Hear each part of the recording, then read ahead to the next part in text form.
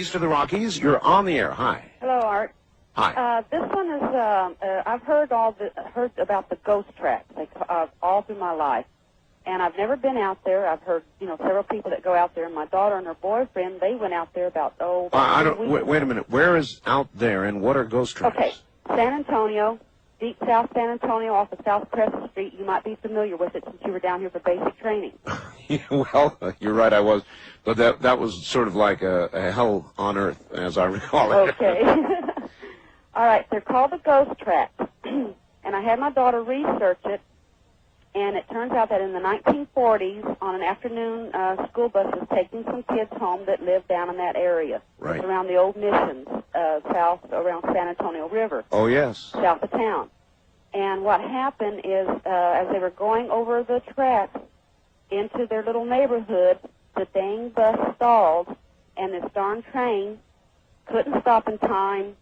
They didn't have road crossings back then, track crossings and stuff, warnings. Right. And it hit the bus, and it killed the driver, I understand, and all the children that were left on the bus.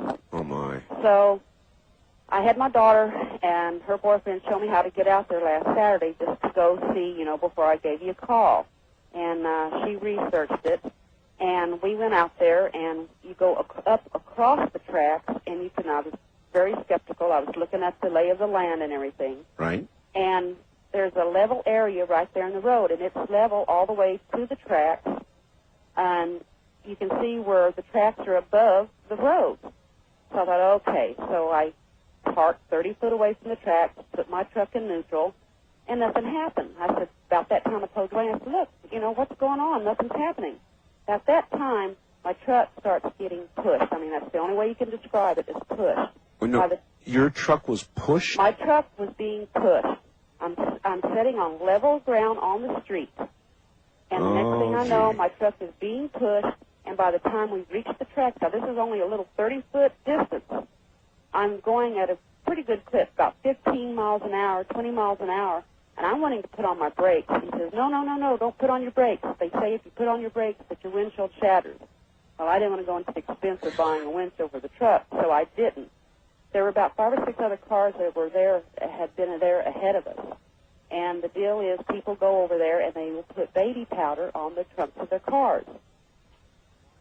We made another trip. Why do they put baby powder? Because the legend is, or the story is, that's why they call it the ghost tracks, that the children, if you stop there, that they will push you over the tracks. And I swear to God. Push you over the tracks. They push you over the tracks.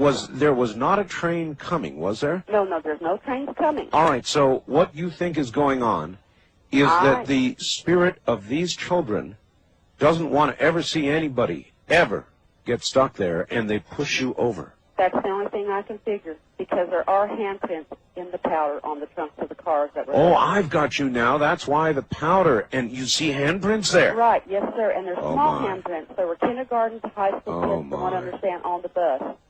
They're not large adult handprints that, somebody might have just stuck on there. There are small ones to, larger handprints.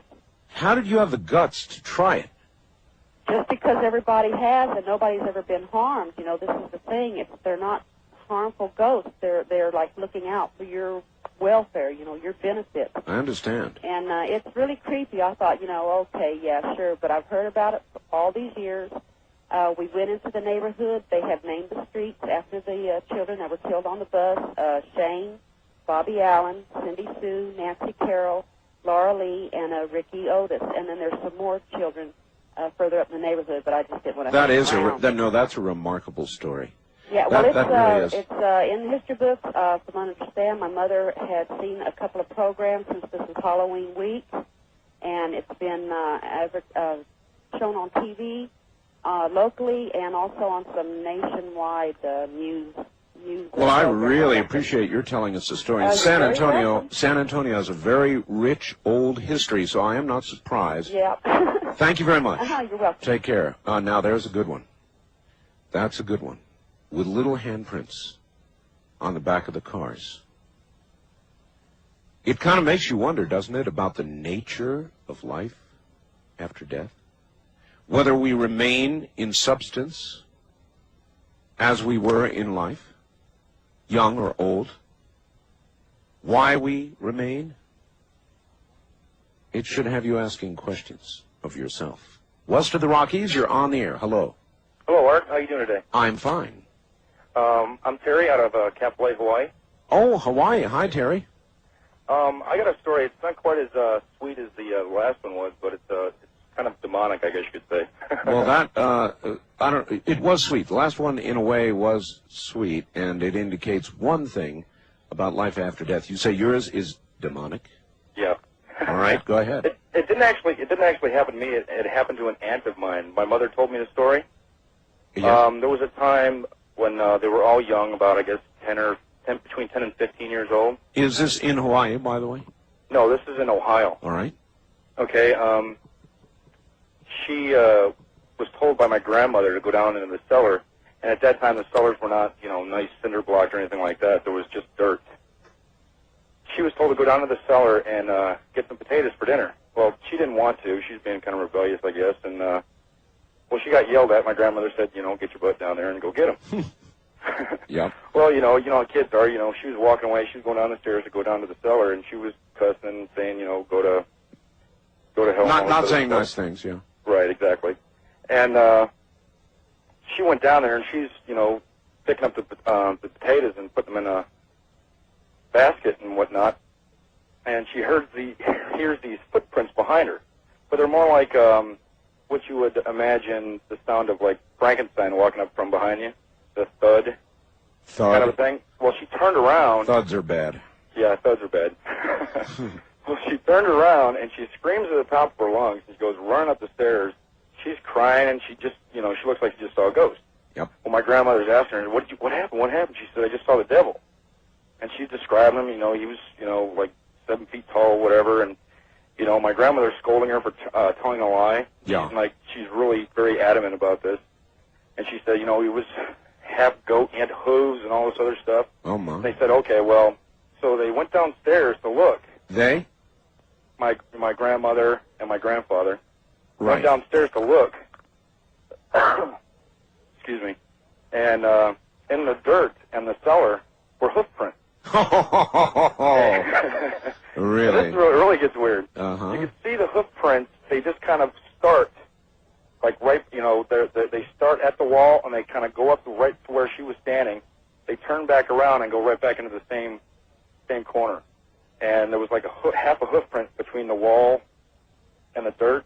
It was like half was there and half was inside the wall. Oh, no. So whatever this was, it hoofed its way right through the wall. Oh, man, that'd be it for me. Yeah, I think so, yeah. That's an incredible story. It was pretty bizarre. By the way, Yes, I hope to hear during the night, but there are some very good ghost stories that have and always will be part of Hawaii.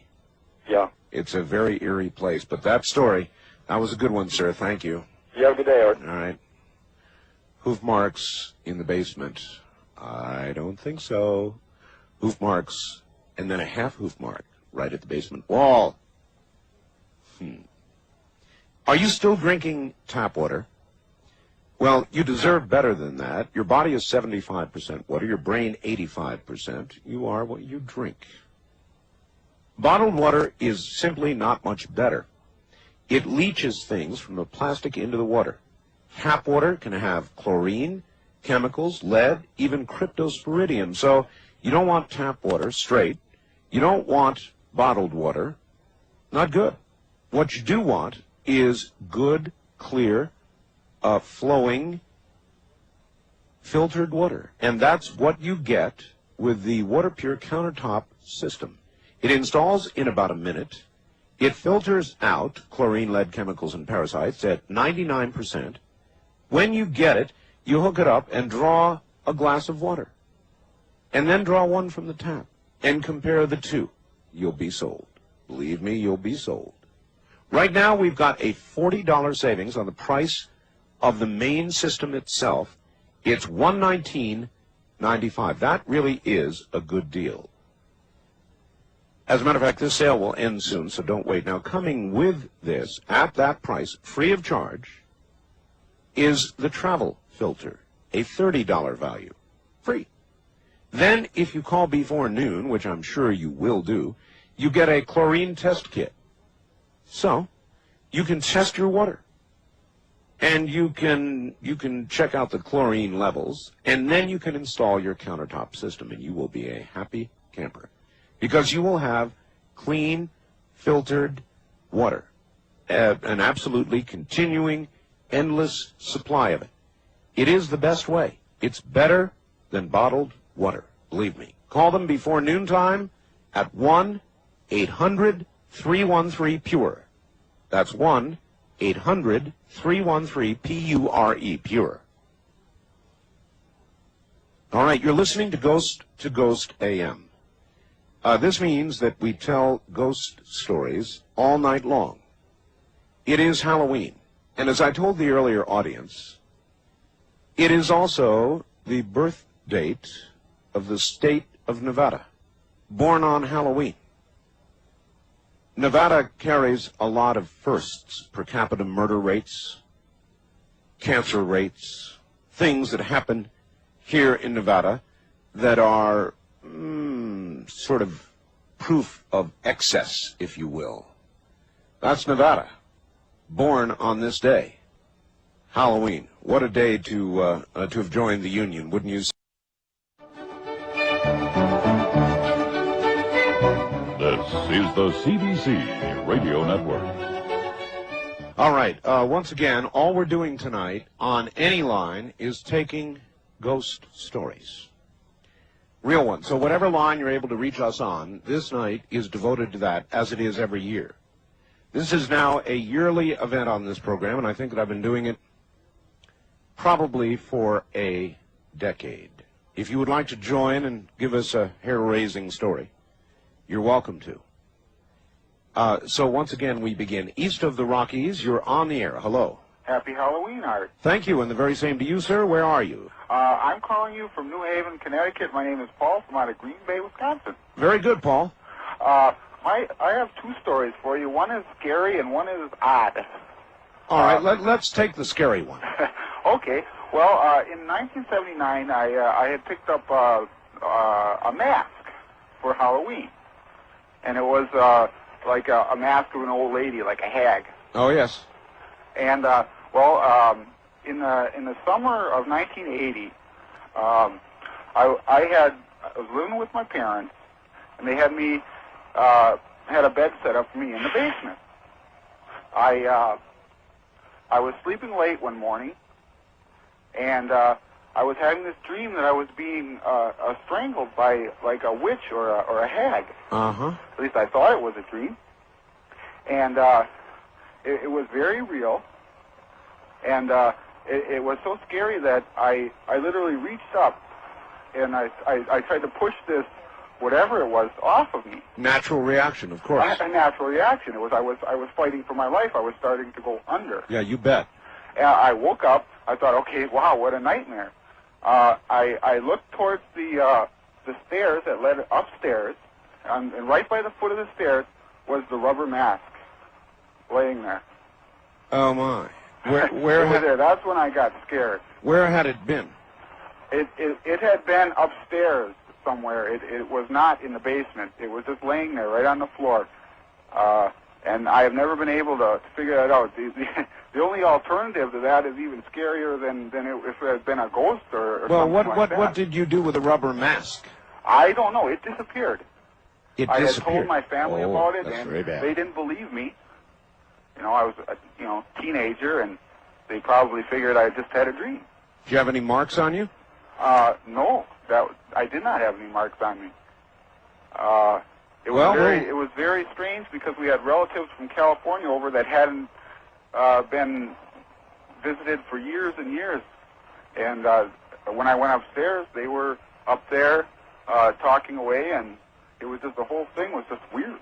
All right, well, we'll leave it for the audience to decide from New Haven, Connecticut. Do you think that there could be something in a mask, in a thing? I think things can be possessed, can't they?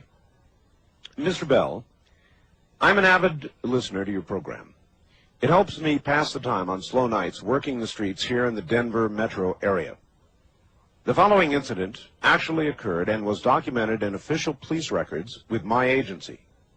The names and locations have been changed to protect the privacy of those involved. On October 29th, 1993, at 14:30 hours, 2:30 for the non-military, I was dispatched to the scene of a hysterical woman in a court facility under my jurisdiction. Upon my arrival, I found a 42-year-old Hispanic female in tears and extreme emotional distress. The individual was employed as a janitor, had been cleaning a courtroom on the 5th floor, and had just witnessed something that frightened her terribly. I was able to calm the woman and proceeded to ask her what had happened. She described working in the courtroom after a daily session when she felt a chill surround her. She glanced to her left when she perceived someone standing near the doors to the courtroom. As she turned toward the person dissolved and was gone. It was then when the victim became agitated and ran from the courtroom. The apparition was described as a white female with long black hair to her waist and wearing an archaic red dress. I was somewhat amused by the incident. Didn't quite believe the lady, that someone may have been playing a Halloween joke on her. At her insistence, I examined the area and found nothing out of the ordinary. I did feel this would be a great Halloween report for the record, so I decided to go ahead and file a report. As I was leaving the building, I was dispatched on another call to meet a detective in the same building. So I met with a detective in his office, and he reported to me that he had witnessed a strange circumstance in the basement near the elevators.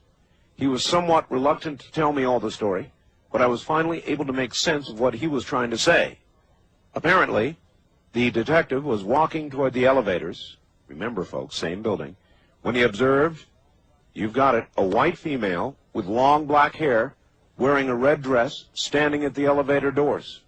As they opened, the woman stepped inside. The detective called for her to hold the door for him. She did not. It closed just as he got there. The detective then pushed the call button for the elevator. The doors immediately opened, and nobody was there. The detective stated the elevator had not moved. There was no sign of the woman or any way she could have exited the elevator within the time allowed. Knowing that police officers are often given to pulling pranks on one another, I suspected I might be getting set up. But I went ahead and added the detective's statement to that report. When I returned to the station for end of shift, I showed the report to a fellow officer who studied this kind of thing. She was very interested, and I was surprised at her behavior. She called a friend of hers. We all went back to the courthouse and entered the courtroom. It was now midnight on the dot when we sat in the room in question. My friend sat on one side of the room, I on the other, supposedly to keep from interfering with their procedure. I was very unaware at this point what to expect. I still thought I was getting set up. All of a sudden, the temperature in the room dropped drastically. I felt a tingling on my skin. I looked at my partner and her friend, and they seemed to be in a trance-like state. I was getting a little frightened when they said, "She's here." And I left the courtroom by the nearest door available. I didn't know if there really was something there, but I was of the mind to wait outside the room. Suddenly, my partner and her friend opened the door to the courtroom and asked me back inside. After some considerable argument, I returned with them. Never saw anything, but I felt a presence near me, and I asked my partner what the thing wanted. I was told the spirit wanted to tell or ask me something. At this point, I really was frightened. So I asked, what does it want? I was told by my partner's friend that the spirit wanted to know if it was all right to leave. I looked at my partner, and she nodded to me, and so I told the spirit she could leave and everything was all right. As suddenly as it appeared, the cold, the feeling of presence disappeared. I was completely in awe. My partner later told me that the spirit was looking for someone to tell it was okay to leave this world and go on. I'm not sure what really happened, but I do know there was something there, and that I will never again scoff at the fears or perceptions of another human being. That is a Denver police officer, whose name I will withhold. East of the Rockies, you're on the air. Hello, Art. Hello, sir. This is Curtis from Rockford, Illinois. Yes, sir. Sure am enjoying these ghost stories tonight. Well, they're interesting, aren't they? Yes, they are. I had an experience back in the mid-'70s in a house my new wife and I had moved into. She worked days and I worked nights, so we weren't there at the same time very often. But we both started noticing things when we were there by ourselves where there would be a vibrating noise. Uh-huh. We could never quite pinpoint it down. Didn't seem to last long enough to pinpoint it. Finally, one day I was there by myself, and mid-morning, heard the vibrating and started walking around the house trying to pinpoint it. And it happened to be a vase sitting on a table. And I touched it, could feel it vibrating, and as soon as I touched it, it quit. Didn't think much more about it. A few days later, the sound started again. Tracked it down to a large mirror we had on the wall. And for some reason or other, I had a real strange feeling as far as I wasn't sure if I wanted to touch the mirror or not. Right. The vibration, it would raise in tone and then lower and then raise and lower. It stayed real steady. Finally, I did put my hand on the mirror and felt the vibration, which did stop the vibration and the sound. And it was kind of disquieting, you know. Told my wife about it. She said, yeah, she'd been hearing it too, here and there from time to time. About a week later, mid-morning again, I'm doing dishes, looking out the back window. I've got one sink pile with dishes to rinse, and I had a piece of glass taken out of the door of the toaster oven. And we had it all washed up and set it over on top of the other dishes. And I was starting to get into the silverware section of it when this vibration started again. It was real soft this time. Walked around the house trying to find out where it was coming from this time. And Sure. couldn't quite find it. Went back to the dishes, and all the time still hearing the vibration, real soft and low.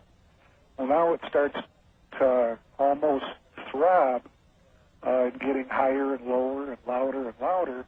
Yes. And all of a sudden, I just realized that the noise is coming from the sink right in front of me where I'm putting these wash dishes to be rinsed. And I'm just kind of looking down at the sink, and it was as if a hammer was just, with all of somebody or something's might, hit the bottom of this piece of glass out of the toaster oven, and it exploded straight up into my face. Oh, my God. There wasn't another dish moved. Nothing else broke. Were you cut? Yes, I did get a little cut on my cheek from flying glass. And what really surprised me was that the kitchen is right off the living room, but there was even glass got into the living room. The force of the explosion was so great. I had to sit down for a while. That really unnerved me. That'll put you on your knees. Yes, it will. That'll put you on your knees. There's no question about it. And after I collected myself a little bit, I went back and looked around the kitchen again, and nothing else was disturbed. I cleaned up the mess, told my wife about it, and she didn't know what to make of it. And the cut on my cheek seemed to take forever to heal, like it was close to a month. Now, I've cut myself shaving before, and it never took that long to heal, you know? Right. What do you think? What do you think happened? Do you have any idea? Well, my own personal thought is that there was a spirit that did this. For some reason or other, was upset with us being at that house. Yeah, it sounds that way. That sounds like typical poltergeist activity, but it's a little malevolent for a poltergeist. Normally, they do small, insignificant little things, and that sounded pretty scary. Well, the interesting thing is that after it drew blood, it never happened again. Maybe that's what it wanted. If that's what it wanted, it surely did get it. Thank you, my friend. You're welcome. Take care. For those of you who heard last hour, there was a particularly interesting story told by a lady in San Antonio about some haunted railroad tracks where, to this day, if you drive near them, well, to catch you up, there were some children in a school bus that were killed by a train on the tracks. And the story goes that since that time, and this lady experienced it herself, if you drive near the tracks and stop your vehicle will begin to move automatically and will be, in effect, pushed across the tracks. And people have been putting baby powder on the back of their cars and finding children's handprints in the baby powder. And I just, after hearing that story, I just got this fax. Hey, Art, you know about the school bus story where the children pushed the cars over the tracks? It's true. It was on one of our local news stories today. They had video showing the car moving on its own, and they had video of the fingerprints. Steve from Southern California. Thought you should hear that. Wildcard line, you're on the air. Hi. Hi, this is Ron from Bartlesville, Oklahoma. Hello, Ron. I called about a week ago about my New Guinea singing dog, and tonight I have a story about my daughter. All right. Okay, when she was about 4 years old, we moved to the Kansas City area and bought an old two-story house there. Shortly after moving in, the neighbor's house was broken into, and the police later came and asked if we had heard or seen anything. Uh-huh. After they left, my daughter said, "Daddy, my friend Daggett said he would never let bad people in our house." And I asked her who Daggett was. Yes. You know, I am from California originally. I know there's a Daggett, California. Yes, there is. And she had never been to California at that time, and I don't know where she came up with that name. So anyway, I asked her, Who's Daggett? Who's Daggett? Yep. She said that he lived in the house, and he'd been there for a long time. Well, my wife and I just wrote that off, you know, childhood imagination. Imaginary playmate. Right. Well, anyway, we lived there about 4 years, and we constantly heard things, especially in the basement. Our washer and dryer were in the basement, and it got to where my wife wouldn't go down into the basement unless I was in the house, and then at night she wouldn't even go down at all unless I went with her. So I don't just blame got her. to where I did the laundry. It Right. may have been a trick on her part. Huh? A trick? Anyway, my daughter would occasionally run to the basement stairs and yell, "Be quiet, Daggett," and the noise would stop.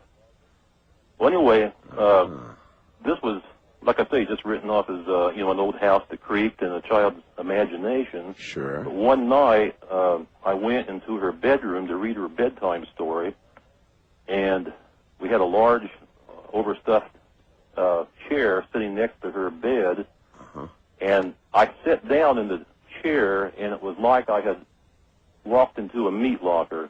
I mean, it was so cold that it took my breath away. Uh-huh. And my daughter screamed, "Daddy, get off of Daggett." Oh, And my. from that point on... Sir, how old is your daughter now?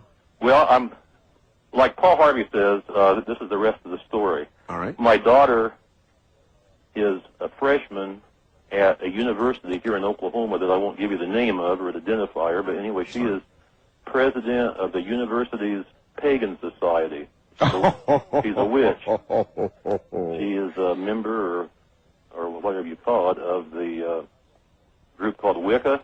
Yes, those are witches. So she is all excited right now. She just called me about an hour ago. You know, the big goings on. You know, that they're having big overnight bonfire, and Oh, I'm sure it's a big day. I don't. It's a big day. I don't even ask questions about what's going on. Do you ask? Do you ask Do about? not know. I understand. Do you ask about Daggett ever?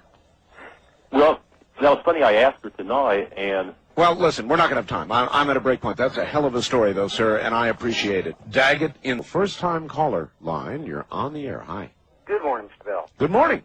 Well, this story goes back about 15 years ago up in Washington State. All right. Are you in Washington? No, I'm right here in Pahrump, Nevada. Oh, you're in Pahrump? Yep, Excellent. I'm your neighbor. All right. All right. I was living in a real nice cabin up above a lake. It was an old cabin built in the early 1900s. And I'm a jeweler by trade, and I do a lot of work late at night. I'm a late night hawker. I kept feeling something over my shoulder, and my wife would be up in bed. One night I turned around real quick, and I said, damn it, leave me alone. And nothing happened. And I didn't feel it anymore. Well, I talked to my wife about it, and I have had encounters before. I says, you know, this thing ain't going to hurt me, or I would have done it. So that night, late, and I'm working away, and I said, hey, listen, whoever you are, I'm sorry. I didn't mean to hurt your feelings. Come back. About an hour later, I feel something over my shoulder. Yes. Kiddingly, I started nicknaming him Henry. Yes. A week, 2 weeks goes by, and my wife's sitting there, and I say something about Henry, and a voice comes up, and it says, my name's not Henry, it's Harry. Harry. I'm glad this didn't happen in Pahrump. Yeah, but it was really crazy. I mean, we all went wacko, of course. Time goes by, and we start communicating. Wait. Slow up. Yeah. He said his name was Harry. He said his name was Harry. Now, was this out loud? No. You heard this in your mind? Exactly. But it's together. We both hear this. That's bad. And I'm speaking out loud to him. Yes. And he's answering in your head. Yeah. And your wife. Exactly. Great. So I'm talking away, and I actually through time. This is over weeks, maybe even a couple months, and I feel him every night on my shoulder watching me. One night he says to me, "Tell your wife I'm sorry. I didn't mean to scare her. I will not do it again." Okay. The next day, of course, I wake up late. The next day, she says, "Your buddy visited me last night and scared the hell out of me." And I says, "What are you talking about?" Yes. She says, "Henry was looking over me in my bed." And she says, "I hollered at him and told him to get out of my room and never to come back again." I got the wickedest feeling. I looked at her and I says, "That's what he meant." She says, "What?" I says, "He told me to tell you he was sorry and it would never happen again." Yeah. Now, through time, I tried to communicate with him and find out. I did not do any research on it, Art. I was, I guess, scared to find out what I might find out. Sure. Is that when he disappeared? He never did. We moved out of the place, but he communicated with us until the time we moved. And he told me he was killed in a fire in the home. I said, "Well, where was this fire supposed to be?" And you never researched it? Well, I found where the fire was.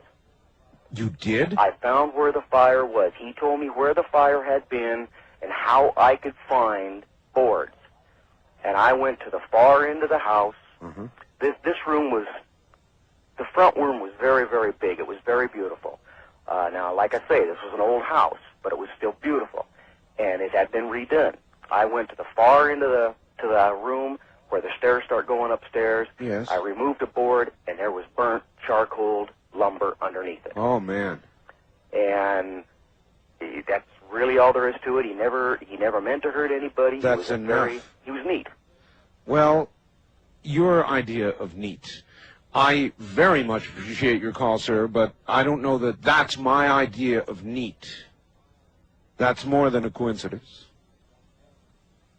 I guess if it happened to you and it didn't come to you in a frightening form, it would be, his word, neat.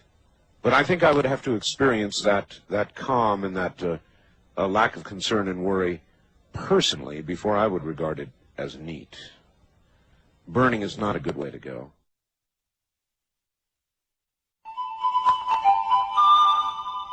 This is the CBC Radio Network. Wildcard Line, you're on the air. Hello. Happy Halloween, Art. And to you, sir. About 1982, I had just remarried, and I was working a swing shift.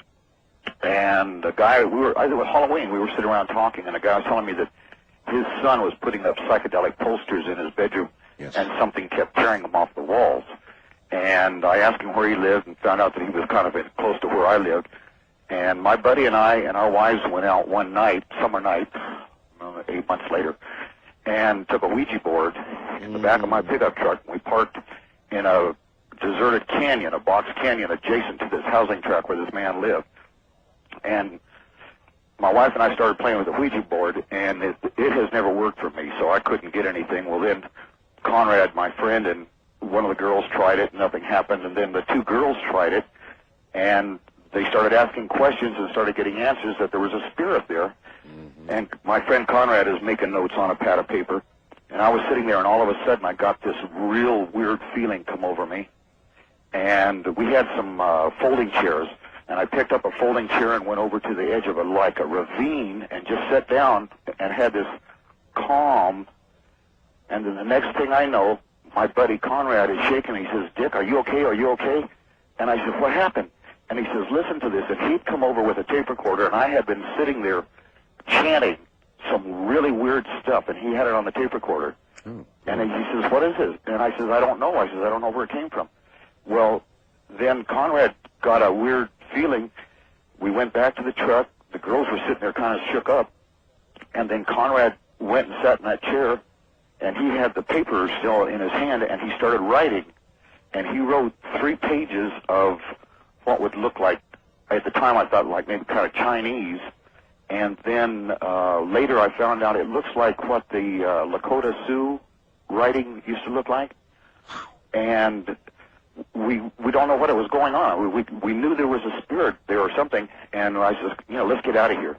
And so we started picking up our stuff and putting it in the truck, and Conrad's wife, who was slight in stature, all of a sudden jumped out of the truck and was standing there like she was a man. Her arms flexed out to her side, and her voice came out in this low voice, and she started talking to us in English. And I don't remember everything that she said because we talked to this spirit that was coming through Barbara for a long time. But basically what we found out was there was a hunting party of Indians up in this box canyon. Yes. They got ambushed and by like a rival Indian tribe. Yes. And they didn't bury them. And their spirits were lost in this box canyon. And they haunted the housing tract when it was encroaching on their area. And Conrad, my friend, told them that it was time for them to go home and that they should take and cross over and that he would guide them. He says Conrad had like a spirit guide for himself. Yes. He says, this person, Amy, will help you cross over and everything is okay. And he sent them home. And then about a month later, I talked to the guy at work. He says, he says, I was telling you about all that problems I was having in my kid's room. He says, we haven't had any more problems. So we solved his problem by getting rid of the spirits that were lost there and never buried. You did a good thing. I don't know that I could have gone that far with it. Please give me your fax number. It's area code 702. Yes. 727-8499. 8499. Yep. Do you have a blue picture of Charlton Heston or David Canary in your house? No comment, sir. I appreciate the call. Well, I don't know that I would have lasted that long. That's possession. Automatic writing. Speaking in tongues. And then finally, serious possession. And I think before then, I would have been gone. Hi, Art. I've got a true story for you and your listeners. When I was in high school, I met this nice family from overseas who bought a home in our neighborhood. As time went by, they became my friends. Subsequently, they offered to let me actually stay with them rent-free if I would help them fix up another home. I thought it'd be fun, and with the approval of my parents, I did that. What followed was sometimes wonderful, and at other times a truly awful horror. I believe I was somehow warned to leave by a force that bothered everyone but me. I felt protected by something, and I think it may have been my deceased brother who passed a few years earlier. As I tried to tell members of the family the things I saw, I was met with deaf ears. Finally, one night, I talked one member of the family into playing some Scrabble with me. When we finished playing Scrabble, I left the board on the floor. and the tiles just muscled about on top. I awoke to find the Scrabble board with words so ugly I can't even say them, let alone tell them to you. Needless to say, cuss words. When I called up a member of the family to see, they just shrugged their shoulders. As they were walking out of the room, my stereo went crazy. The channels began changing wildly. The family members seemed to be oblivious to this. I moved. Later, I found out there were some real abuses going on. That the man was sent out of the Philippines for abuses he committed against his first wife and children. Thus he moved to the U.S., and I believe that is why there was such evil in that house, as from Ann in New Mexico. East of the Rockies, you're on the air. Morning, Art. Morning. And happy St. Hallows Eve. So it is.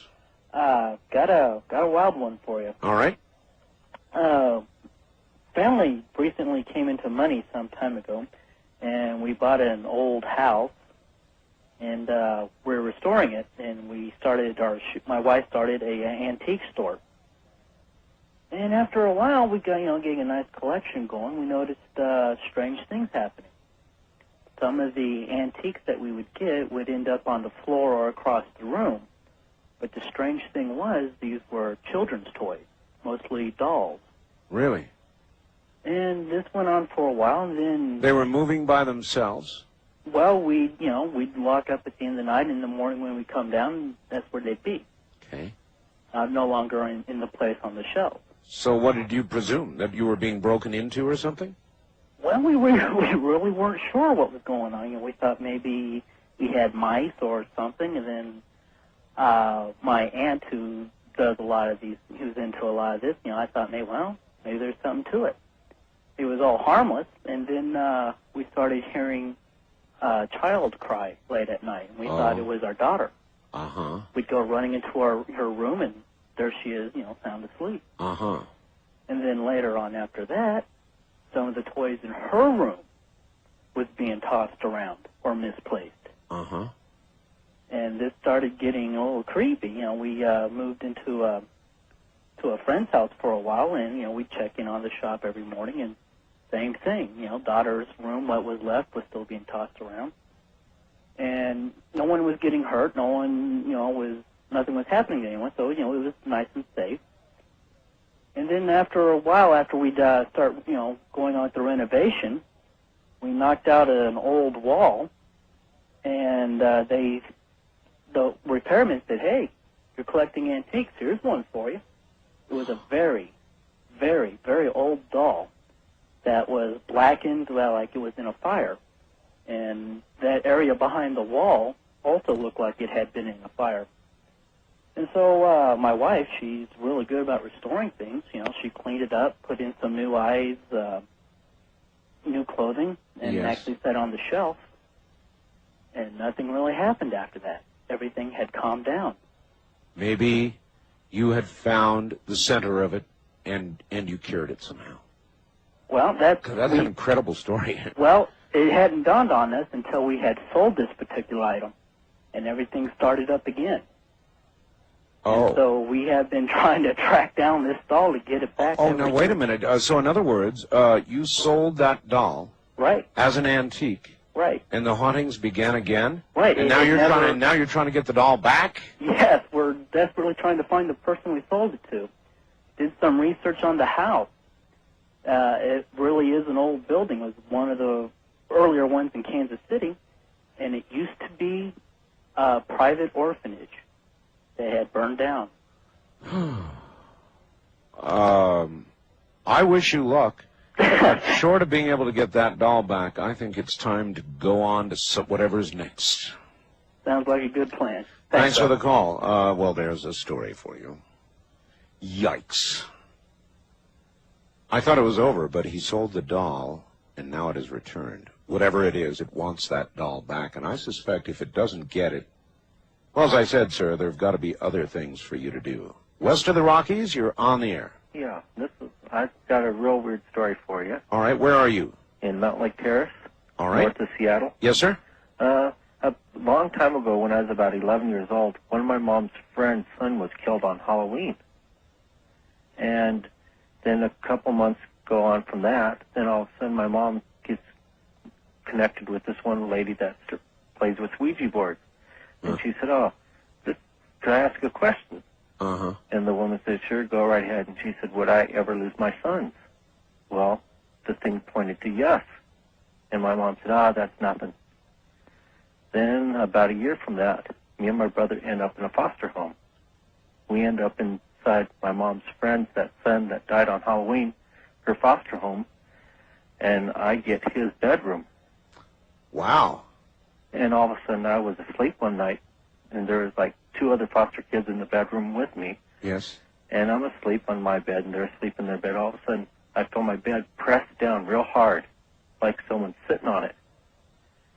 And I got scared. I didn't even want to open up my eyes. And I said, "Get out of here in the name of Jesus." And all of a sudden, the bed just, boom, raised up.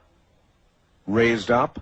Well, from the push and... Oh, you mean from being depressed? Yes. It raised up. So whatever it was, left immediately. Yep, and I went to the foster mother, and she said, "Oh, it was the dog. He was in your room." I said, "No, he wasn't. The door was closed." You're sure of that? Yeah, I was positive of that. And I asked everyone else in the bedroom, after they woke up, "Did you feel anything?" They looked at me, they said, "You're crazy." Well, it's a good story, and I appreciate your telling it. All right. Thank you. That to me seems like it was a story of just evil. East of the Rockies, you're on the air. Hello. How you doing, Art? This is Bill from St. Louis. Yes, sir. I experienced something one time when I was in the Marines in Okinawa, Japan. I know Okinawa. I lived there. I had a Japanese girlfriend, and we were visiting the southern area where they have all these monuments of World War II. Oh, yes. And one time we were there watching the sun go down, along the horizon. And I'm sorry, I'm a little bit nervous.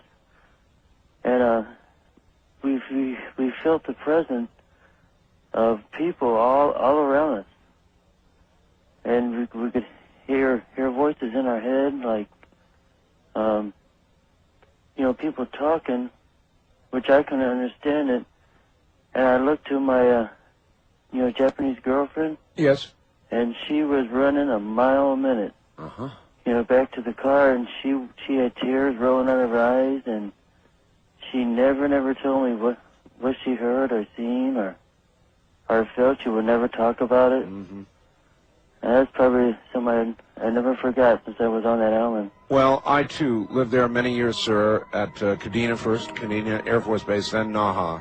And I can tell you, there were many bloody battles on that island. Many people died.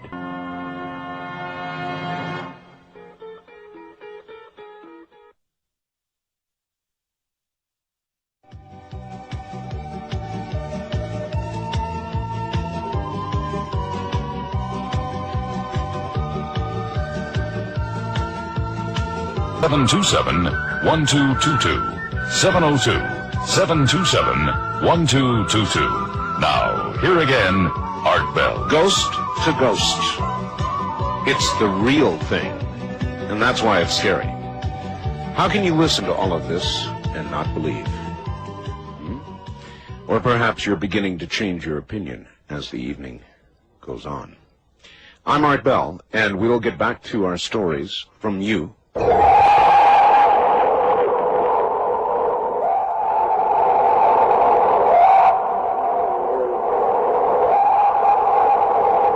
Nothing you want to meet in the woods late at night, believe me. East of the Rockies, you're on the air. Good morning. Where are you calling from, please? I'm calling from Essex Junction, Vermont. Essex Junction, Vermont. All right, welcome to the program.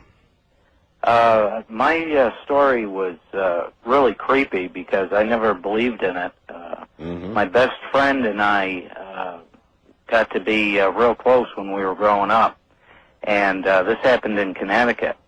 And his father was killed, and after that, it was probably 2 or 3 months after that, he told me one day that he thought that somebody was watching him, that he would see a man like across the street, or if he was in a store, he could see a man outside on the street, across the street, watching him. Mm-hmm. And I said, well, you're out of your mind, or have you ever told anybody, call the cops or anything? And he said no. And he was a pretty conservative kid. We were about 17 at the time. Mm-hmm. And this kept happening more frequently. It wouldn't happen just once a month. Sometimes it was happening 2-3 times a month, and sometimes it was happening once a week. And one day I went over to his house, and I walked through the door and went into the kitchen, and he was sitting at the kitchen table talking to a guy. And I just saw this guy for an instant. And my friend looked at me, and when we both looked to where this guy was sitting, he wasn't sitting there anymore. Just gone. I didn't see him disappear. He couldn't have left. I was standing in the doorway, and it was just very, very strange. We got, a real cold chill. And I asked him what he was talking about, and he said that they were talking about things that this guy had done in his life. And I said, well, where did he come from? And he said Good he question. was just in the house. Huh. You're the second call like that tonight. There was a lady who called, also about a young boy who just appeared and talked with her. And she didn't think anything that strange of it at the time, which surprised me. And this sounds just like that. Well, I'll tell you, it sure scared me because I didn't see this. And I mean, this was a real guy. I mean, he was there. And then Well, something. neither one of us saw him disappear. It wasn't, Yes. a foggy image or anything. It was... I understand. This guy Something was was there. there, sir. Something was there. Thank you very much for the call. Vermont is kind of a, all of New England, for that matter, is a little bit older. Goes back to the beginning of our country, and there's a lot of history. Let me put it that way. Thank you very much. Thank you. You take care. West of the Rockies, you're on the air. Good morning. Good morning, Art. This is Johnny from Hawaii Kai. In Hawaii, yes. Yes, I wanted to share a true story that happened to our family in 1971. We had just recently moved from Los Angeles to Escondido, California. Oh, yes. And my dad was working the night shift. He was a deputy sheriff in San Diego. Mm-hmm. And we'd been in this house about a week now. And I had fallen, it was the middle of the summer, I had fallen asleep in the living room watching TV. And I would say about somewhere around 1, 2 o'clock in the morning, something came by me and whisked by my shoulder and kind of woke me up out of a dead sleep. And when I lifted the covers off my head to see what was there was nothing there at all. Huh. But whatever was next to me or what had woken me up had scared me so bad to the point that I was like paralyzed. I couldn't move at all. And all I could think of was trying to get back. I was 11 years old at the time, trying to get back to where my mom's bedroom was at the time. I couldn't move at all. I was just frightened. I felt an eerie presence around me. Mm-hmm. And within about 5 minutes of me being woken up, the light in my mom's bedroom had went on, and my brother Jerry was sleeping with my mom back in the back bedroom. Right. Because my dad was at work. Anyways, the light went on. As soon as that light went on, I ran as fast as I could from the living room all the way to the back of the house to where my mom was, and something had woke her up as well. And I told her, well, I'm going to let the dog in because there's something in the house. Good move. As soon as we opened up that back door and let our German Shepherd come in, the dog just started barking like crazy. It just was going down the hall. Whatever was in the house, whatever spirit or whatever it was, the dog was actually backing the spirit away to keep the spirit away from us. In I other believe words. that animals can sense them. Right. And I'll tell you what, none of us the rest of that night got any sleep whatsoever. And within, I think, the next day or so, I don't remember exactly how many days it was, but I'm pretty sure it was like the next day, when my dad had got home, we called the priest and had a priest come over and bless the house and everything. And ever since that time, we've never felt, never had any problems with it at all. Well, it works, and thank you. Things do haunt places. There is no question about it.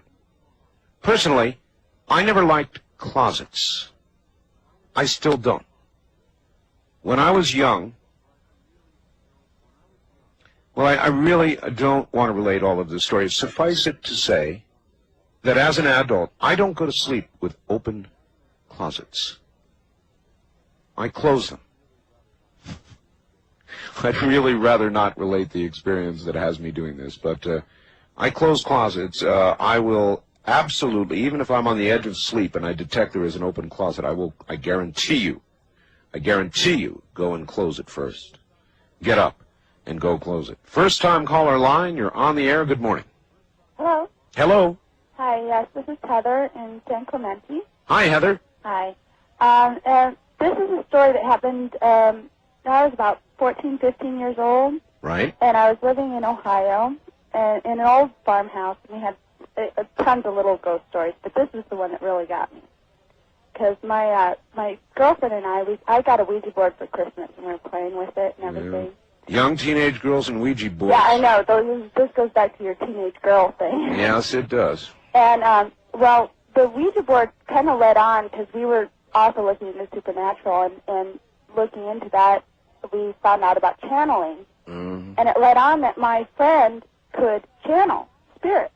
Yes. So we started doing this, where we used the Ouija board sort of like a conduit. Yes. So she started channeling spirits, and we're doing this, and then after a couple of weeks, I kind of got bored, and I'm like, well, I want to do it. So I decided to do it, and I remember the experience of having it start where I'm still there. I have my eyes closed, I know, but I can see the room, and I can also feel the presence in my body of this other spirit. And it was a freaky thing, but it was going all right, where I hear the talking going on between myself and her. Yes. And then I hear complaining about how bright it is in the room. Did you hear it in a detached way? Yes, Yes. In I other was words, kind of separated from my body, because yeah. I could see the room, even though physically my eyes were closed. Right. I could see around the room. And so then you began to sense light? Yes, the light was too bright. We had a candle, prerequisite for the Of course. Ouija board. Yes. We had a candle, and the light seemed so bright, even to me, myself, and the spirit was complaining about it being so bright, asking her to blow it out. And then she did. And as that happened, I look over to the side of the room, and I see my father standing there, who died when I was 2 years old. Mm. So I go over to give my father a hug, because, I've never even actually known him. Yes. And I go to give him a hug, and as soon as I do, he disappears, and my vision, from what I'm seeing, goes completely black, and I start seeing serpents with two heads, red eyes, rats. Everything is black with red eyes. It's horrible. And then the next thing that I come to realize is the lights are on, and she's just panicked. She's like, mm-hmm. And I run to the bathroom because I can't even breathe. My heart hurts, my chest hurts. I have this burning sensation in my whole body. Yep. I can't even get a breath. How old are you now? I'm 25 now, 24 now. 25. Yeah. 24. Look, what you did was very dangerous. Oh, I know that. Now, after that, we never did anything like that again. Well, there are probably a lot of teenage girls sitting up listening tonight. And when I had Brad Steiger on the other night, he said, you can tell them, but they're not going to listen. They're going to do it anyway. Oh, it is. It's bad. You don't mess around with that stuff, You don't mess around with that, and I'm not surprised. I really thank you for that story, and I'm sure that you never touched it again. Yeah, especially not in that way. I appreciate it, dear. All right. Thank you. Teenage girls and Ouija boards. It's really a volatile combination. Wildcard line, you're on the air. Hello. Hello, Art. Hi. It's great to talk to you. This is Mike from Long Beach. Hi, Mike. This is a story that happened in a place called Claxton, Georgia. Claxton, Georgia. Not too far from Savannah, All right. where my father's family is from. And I was down there visiting one time, and I went to see a cousin. And actually I had another cousin along with me, and my girlfriend at the time. I'm a little nervous, Art. I'm sorry. Oh, that's all right. Just tell the story. Okay. My cousin said, have you ever seen a ghost before? And I said, no. And he said, would you like to see one? Well, I said, I sure would. Oh, really? And my girlfriend, oh, really? Yeah, my girlfriend was into the Stephen King novels and Anne Rice, and she was ready to go, too. So he said, we need to go to this place in the woods. And yeah, so we decided to go. And there was a little bridge there. You're like the woman in the low-cut dress that goes right to the basement. I mean, you went out to the woods? We went out to the woods. All right. He assured us that he had been several times, and he had taken friends. Yeah. He said everyone around Claxton knew about this story of a couple, a black couple, who had been overcome by a white mob, and the husband had been lynched. And he said if we go to this bridge that was near the site of the lynching, yes, and here's the tricky part, Art. We had to walk across the bridge with our heads down, as though we had been lynched. And we walked across the bridge, all the way across, and then we walked back to the center. And we looked up, and across the road, it was a little hill and a lot of trees. And we just waited. And all at the same time, we said, I see it. We saw her come out of the woods. Her? Her. We saw her. She was looking for the spirit of her husband. Uh-huh. And oh, man. Oh, man, is right. I mean, to me, that's going too far to have a truly frightening experience. Well, I wasn't very frightened. No? No, actually, I was curious. My girlfriend was running away. That would have been me. that would have been you. But I was very curious, and she seemed to be moving in slow motion, coming down the hill towards us, yes, darting back into the trees, yes, and then coming down a little bit further and reappearing. And although her shape was she looked torn and tattered, but she was like a green glow. Uh-huh. And you just stood there watching, saying, "Cool." We stood there. One of my cousins left, who hadn't seen it before. He ran away. Smart cousin, yeah. The smart cousin. And my girlfriend was running too. Smart girlfriend. Another cousin of mine and I stayed, and dumb cousins. Yeah. But I didn't feel frightened. Yeah, and so you stayed, and what happened? Well, eventually we left because the others were running back to my cousin's truck, and we didn't want to be left behind. Uh-huh. So we followed them, but nothing bad ever came of it. If I ever go back to Claxton, Georgia again, I'll be out on that bridge. You would do that again? I would do that again. Well, maybe it's an IQ problem, basic, you know. Thank you very much for the call. Oh, thank you, Art. Right, take care. Oh, my gosh. That's going too far to have too much of a terrifying experience. West of the Rockies, you're on the air. Hello. Yeah, hi, Art. This is Lance from Klamath Falls, Oregon. Hi, Lance. Yeah, hi. I got a story I want to tell you when I just got out of the Marine Corps and I lived in Southern California. A friend of mine was getting married, and his wife was from Hanford, California. Uh-huh. And we had to go over there for the wedding. And before we went over there, she said that we had to, we could stay at a friend at her house where she lived when she was a teenager. But she warned us about this one room in this house that was built on by the guy that used to own the house that she used to stay in.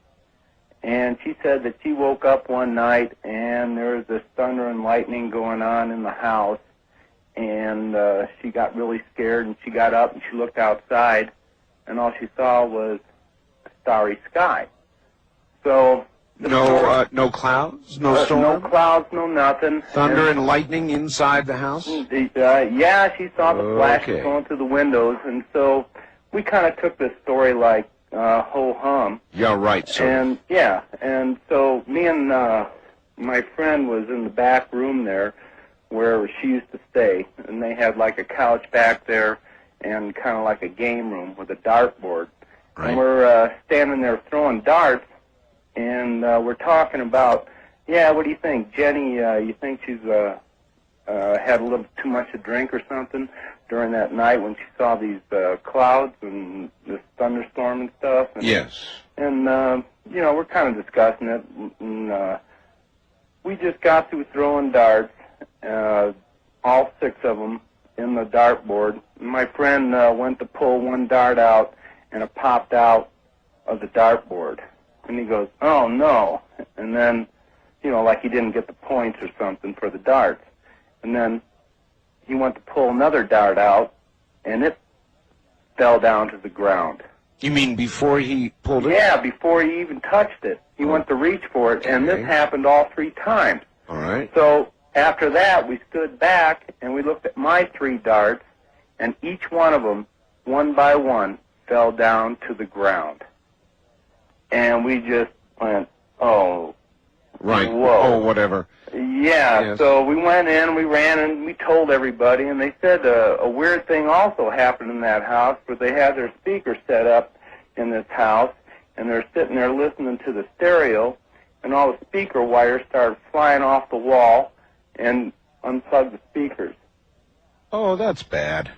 Yeah. Very bad. That's even worse than the darts. Yeah, well, the wedding ended up the wedding ended up pretty good, but the marriage didn't turn out too good. The marriage. But anyway, you know what I wanted to tell you. You know what you ought to do tonight? What's that? Your cat sound. You gotta do the cat sound. Well, maybe I'll try and fit it in.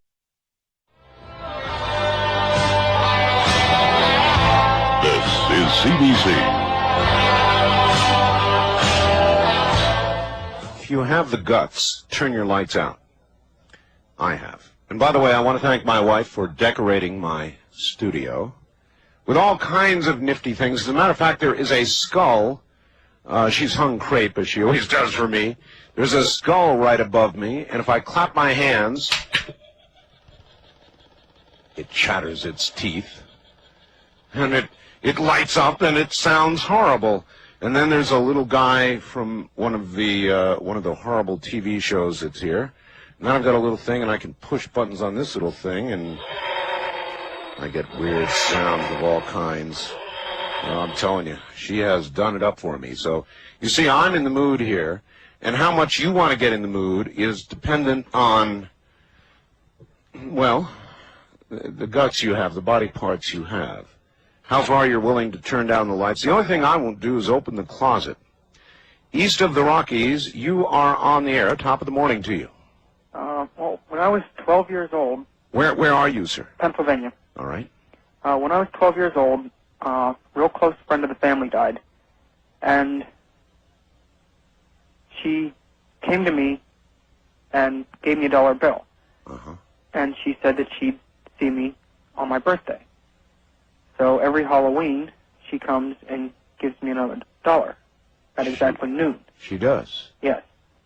And, well, since that day that I first saw her, I've been seeing ghosts everywhere. In the streets, in houses. And in the house I'm living right now, it used to be a funeral home. Oh, that's bad. And on January 1st of every year, there's a funeral going on in the living room. All the furniture's gone. There's a funeral going on. Yes. Uh-huh. Doesn't this make you want to move? No, I've gotten used to it. Sure. Down to the living room, funeral going on. Get used to that. Well, it's only one day a year. It'd be one day too many for me. And then you're seeing ghosts everywhere anyway. You're beginning to see entities. How do you feel about that? Well, it doesn't really scare me. They can't harm me. How do you know that? Well, ghosts don't harm you How do you know that? because I've talked to them. Well, maybe the ones you know don't. But we've heard some pretty strange stories this morning. Well, most of the ones that do hurt you are the demons. Demons? Yeah. How does a person who doesn't see a lot of these entities like yourself discern the difference? Well, you can't really tell. Well, you've made my point for me. Thank you very much for the call. You can't really tell. First-time caller line, you're on the air. Hi. Hi, good morning. Good morning to you.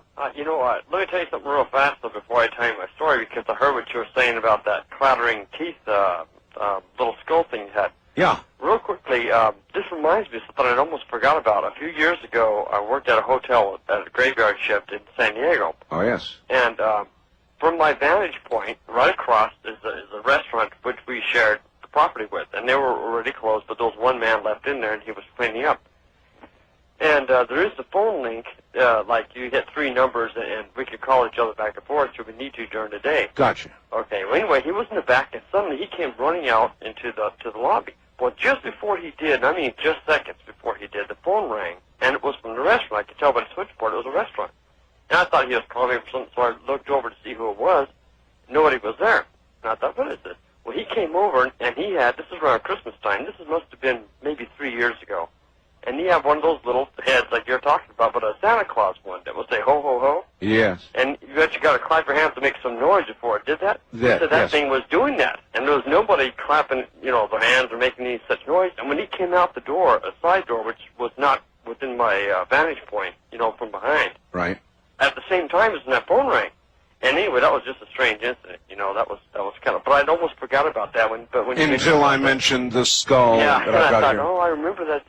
But let me Thing is tell you- pretty cool. Here we go. Yeah, okay, well, this occurred when I was very young, and I must have been about 5 or 6 years old, and this carried on for a few years.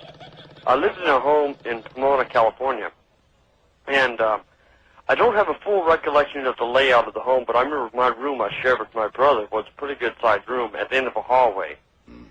And at the, if you were to walk down the hallway toward where the living room would be, to the left was our kitchen. Now, my mother worked a graveyard shift during that time. She worked at a factory of some kind, and she had to leave real late at night. And I remember the first incident that ever occurred in that house was I lived kind of a strict family that the kids stayed in the room until they were allowed to get up in the morning for breakfast. Kind of, we were real little, all of us, those 3 of us. My brother, myself, and my sister, who had another room in a different part of the house. Well, I remember all the noises that I would hear. My mother making coffee, stirring the cup and setting the cup down, and then turning the lights off, and then going out the front door, closing it, locking it, jumping in her car, and leaving. The whole sequence of sounds was always the same, because I was pretty much awake during that You time. get used to the rhythm of a house. The rhythm of the house, exactly. Well, I do remember the first incident that I can actually recall directly was hearing, after she was gone, and the house was dark again, I heard the sound of the coffee cup clanking down on the counter.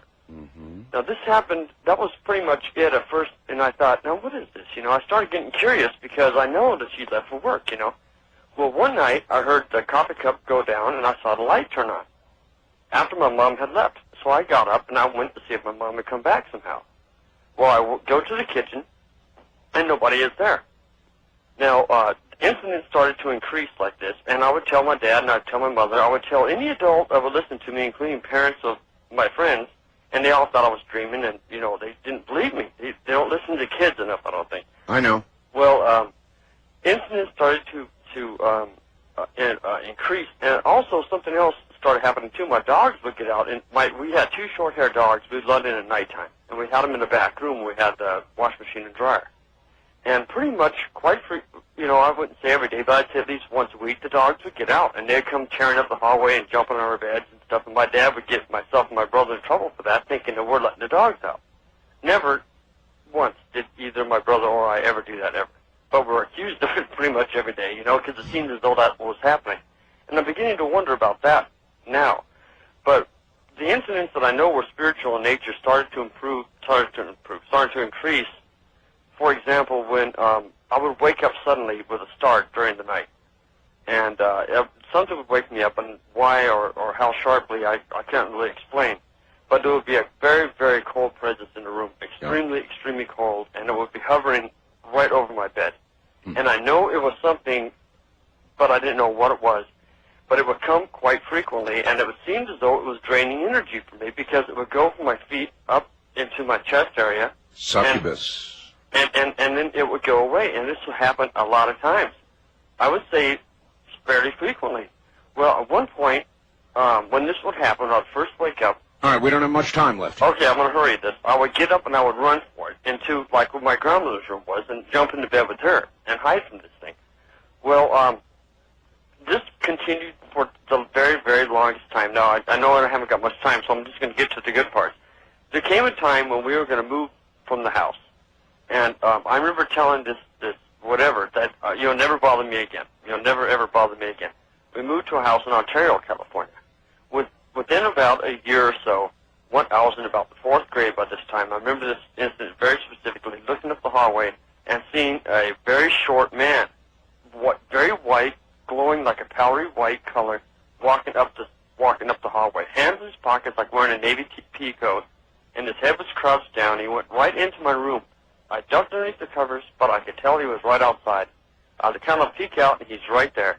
He puts his hand on me, and I do not know how to describe this. Maybe some of your guests have experienced this before, too, or your other listeners.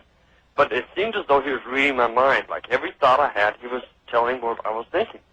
And the only thing I could say, that was the weirdest experience, and it's absolutely impossible to describe. But I do remember seeing the person's face, and it was blank. It was just a blank. A blank face. All right. Well, I appreciate the story. I would say this, that children and animals sense these things before adults do. Not that adults don't experience them, but they have to be much more obvious. And sometimes they can occur, and your animals will know there is a presence.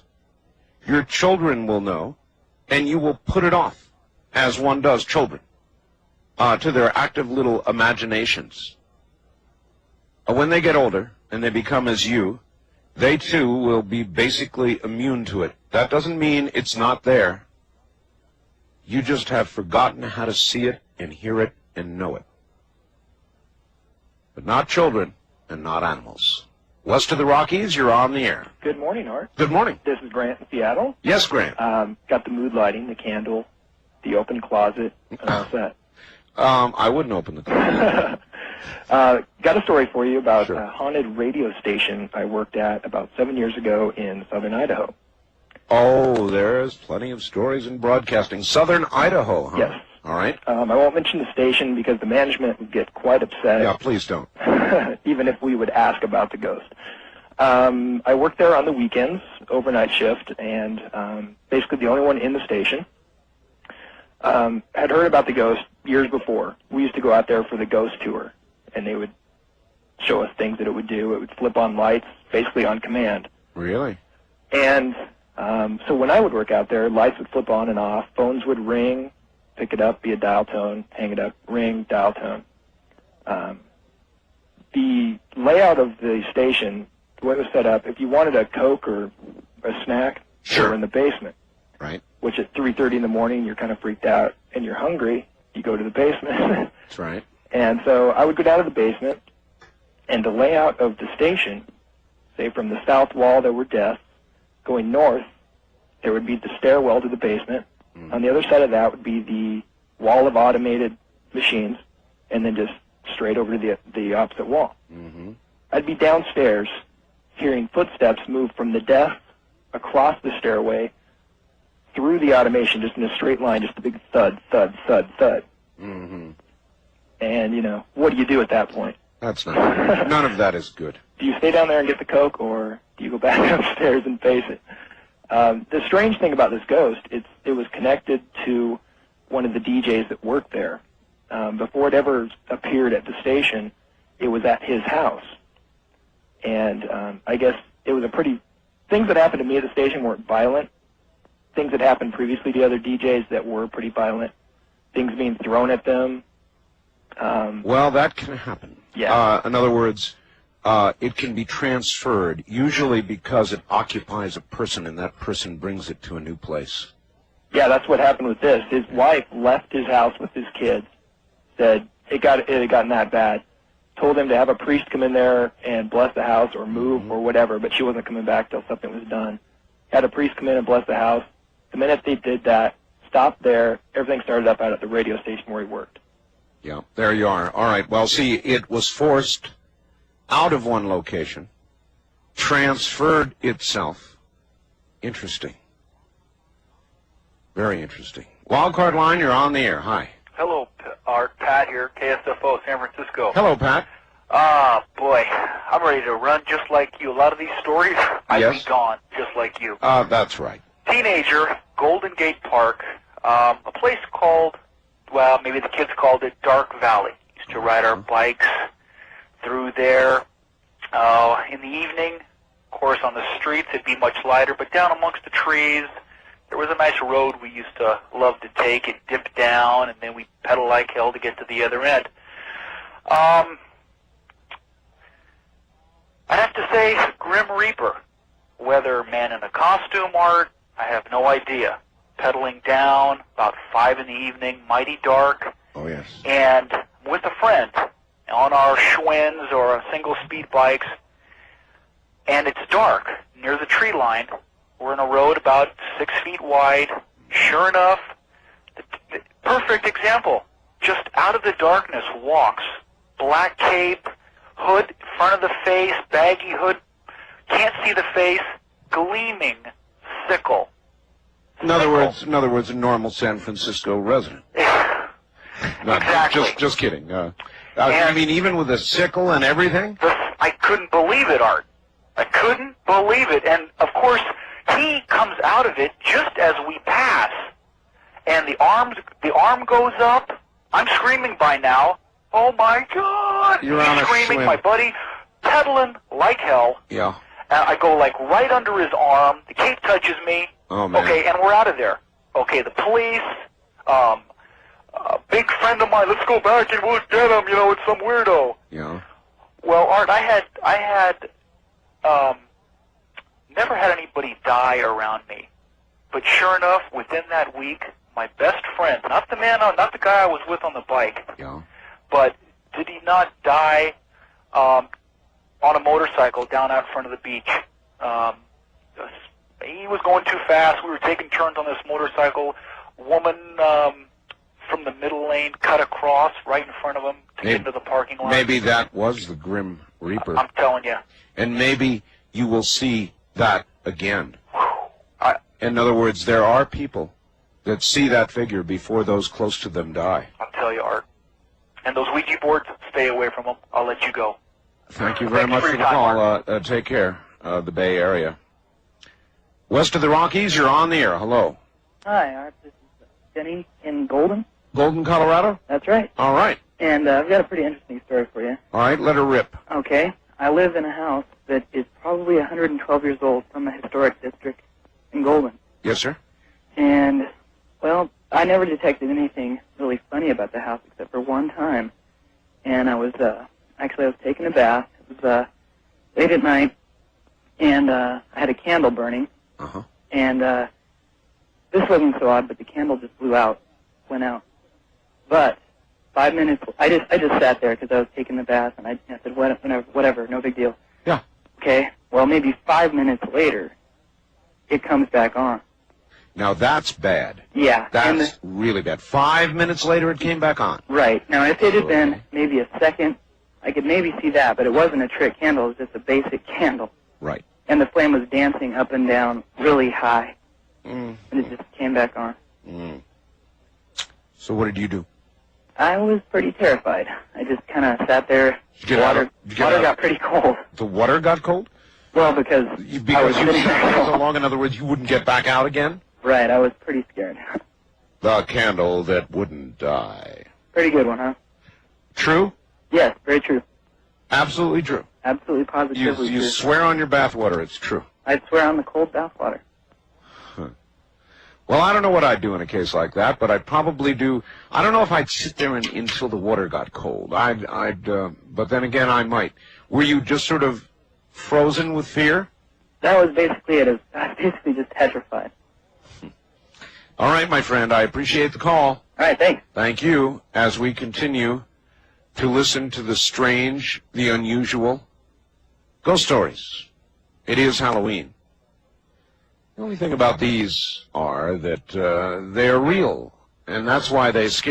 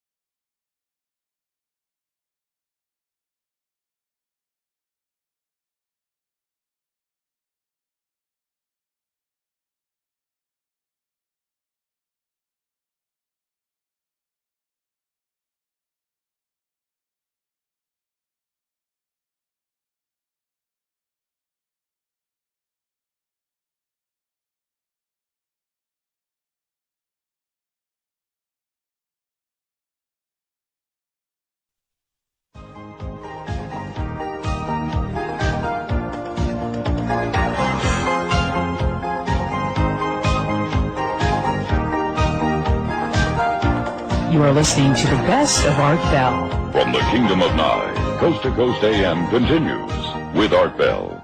On the first-time caller line, you're on the air. Hi. Hi, how are you? Fine. Where are you, sir? I'm fine. Where am I? Yes. I'm calling from Ojai, California. Oh, hi. I know it well, all right?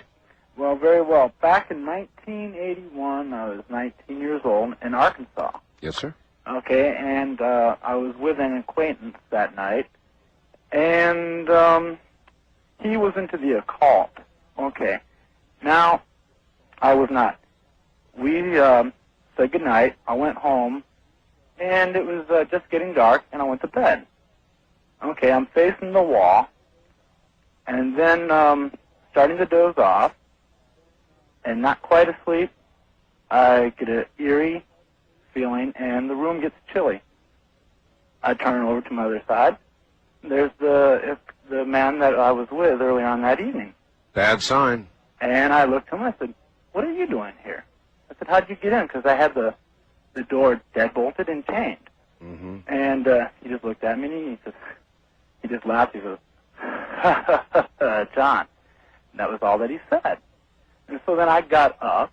I was awake. I got up, and I followed him. And he led me into the kitchen. Mm-hmm. I flipped on the switch. The light went on. He disappeared. So I went to the door, and it was deadbolted and still chained. So actually, I wasn't scared that night when it happened. However, every night there on out, I went to sleep with the light on for quite a while. I'm sure you did. Yes, sir, I did. And I asked him about the next day, and he just chuckled. So, not quite a ghost story because he was still alive, but I did see him there, and he disappeared. That's horrible, sir. And I wouldn't like that one bit. Whether he was alive or not, that would mean he had projected himself into your house. Right, but I believe in a spiritual world, but I believe in, well, I don't believe it was actually his spirit. I believe in demons, and I believe it was probably something that he did that caused that to happen for sure, but I don't actually believe that was I'm sure so. I mean, if he left, it was obvious he knew, so he had projected himself into that house in a physical form. That takes a lot of power. I've got to run. Thank you. Okay, good night. Good night. Listen to this one, folks. Dear Art, in 1975, I was stationed on the old USS Roosevelt aircraft carrier. We were on a med cruise in port in Sicily. While on leave, I went to the USO to call home. And my mother answered the phone and began crying as soon as she realized it was me. She told me, "Do not go back to the ship when it goes back to sea again." She was almost hysterical about it. She made me promise that I would not go no matter what might be done to me, even if it meant a court-martial. I was the supply officer's yeoman. So I made arrangements to fly to Naples, Italy, which was to be our next stop in 7 days. My job would be to set up water and garbage barges for the carrier when it arrived. My berthing area on the ship was all the way forward, just below the cat launchers. While the USS Roosevelt was going through the Messina Straits between Italy and Sicily, she collided with a Liberian wheat freighter. We hit it broadside. My berthing area collapsed the sleeping area, which had been pushed into it. The collision occurred about 2 a.m., and I would have been asleep at that time, and I would have very likely been killed. When the ship arrived in Naples, I couldn't believe what had happened. Mothers do know what's best, and it's signed simply Jerry. Wildcard line, you're on the air. Art, this is Forrest calling from Denver. Hello, Forrest. How are you? Fine. This is another Colorado law enforcement ghost story. Did you heard the one I read? Oh, yeah. Yeah. Yeah, this one is, the officer will remain anonymous as well as the agency, if that's okay. That's fine. A couple years ago, a veteran officer in Colorado was on a routine night patrol on a kind of a misty night. And he was driving along a road he knew very well, hadn't been in that area for many years. He saw a gentleman walking or standing alongside the road.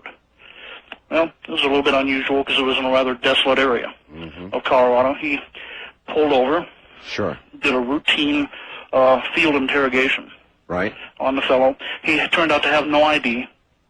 Gave him a name, whatever the name was, it didn't matter. And he had no reason to hold him. Not having any weapons on him or anything like that, so he just let him go. Sure. He didn't necessarily search him, but he had no reason to hold him or act any further. Understood. So, about 20 or 30 miles down the road, as he was driving along, he spots another fellow standing alongside the road. This guy knew the area real well. He did not turn back on himself or get lost. He pulls over. Here we go again. The guy comes over to the car. The officer rolls down the opposite window, and the guy looks inside the patrolman's car, and he realizes it's the same guy. He looks at him. Is kind of taken aback, decides, hey, what's up with this? Gets out of his car, turns the lights on, walks around the car, proceeds to want to interrogate this fellow further, and he's just gone. Gone. He's just not there. True story? Yes, I have it on very good authority. Yes. I appreciate your telling it. Yeah. Thank you very much. Thank you. That is but one of many in law enforcement. And as you know, they work in all hours. Law enforcement goes on 24 hours a day. And so they're out there in the dark hours.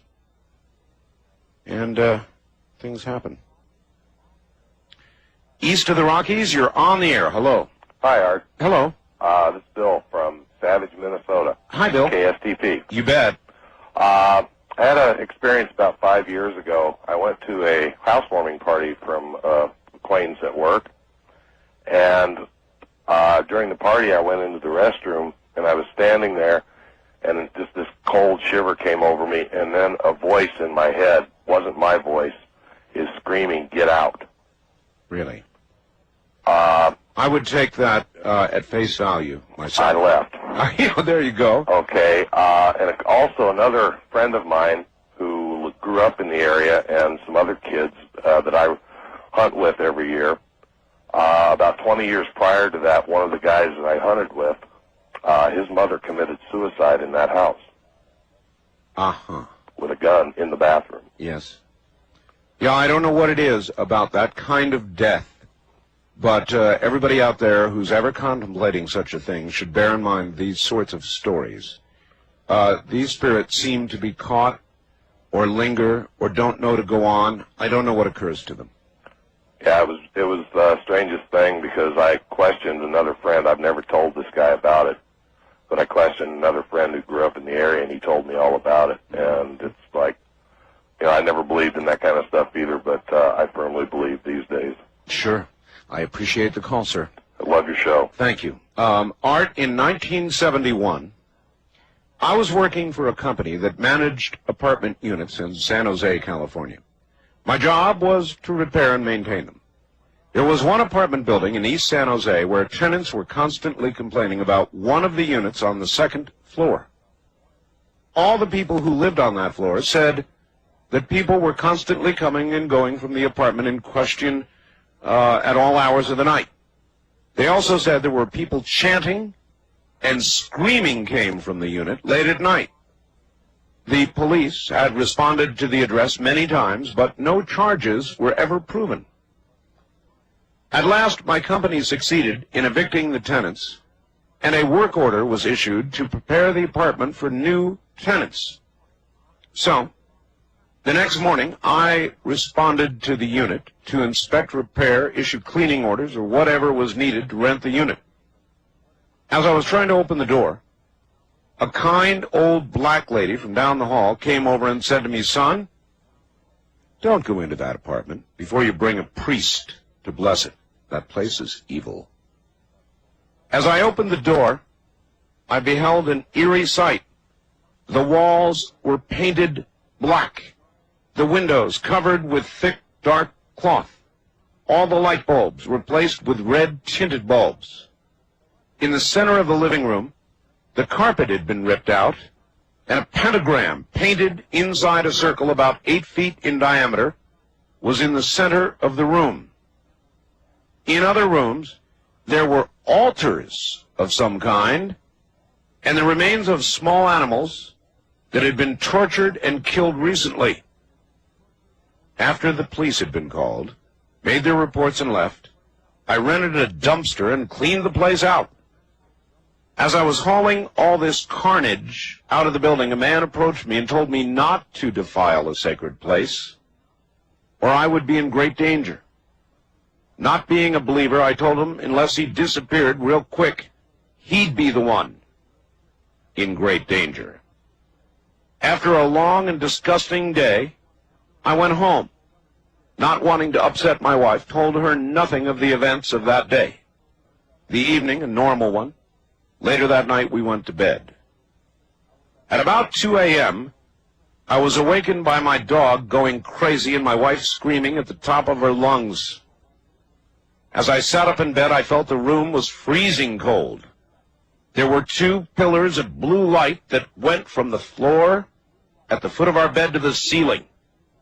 The pillars were pulsating blue light and shimmering in the dark. My wife began to pray. I screamed. Several minutes later, the lights faded away. The next day, I contracted the rest of the job and never responded to that address again. And I'll withhold the name. West of the Rockies, you're on the air.